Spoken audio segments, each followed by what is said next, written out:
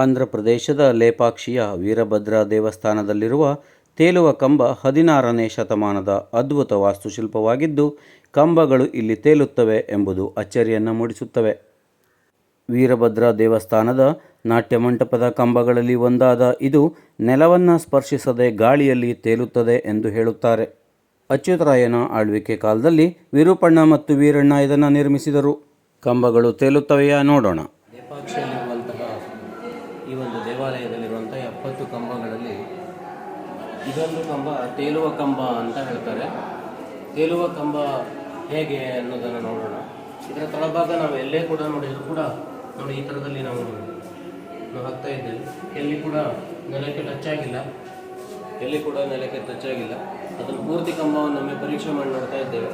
ನೋಡಿ, ಈಗ ಆ ಕಡೆಯಿಂದ ಈ ಕಡೆ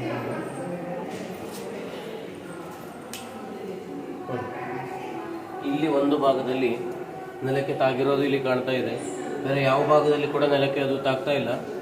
ಒಂದು ಭಾಗದಲ್ಲಿ ನೆಲಕ್ಕೆ ತಾಗ್ತಾ ಇದೆ. ನಾವು ಎಷ್ಟು ಹೇಳಿದ್ರು ಕೂಡ ಇದು ಹೊರಗಡೆ ಬರ್ತಾ ಇಲ್ಲ. ನೋಡಿ, ಒಂದು ಭಾಗದಲ್ಲಿ ನೆಲಕ್ಕೆ ತಾಗಿರೋದು, ಉಳಿದ ಯಾವ ಭಾಗದಲ್ಲಿ ಕೂಡ ನೆಲಕ್ಕೆ ತಾಗಲಿಲ್ಲ.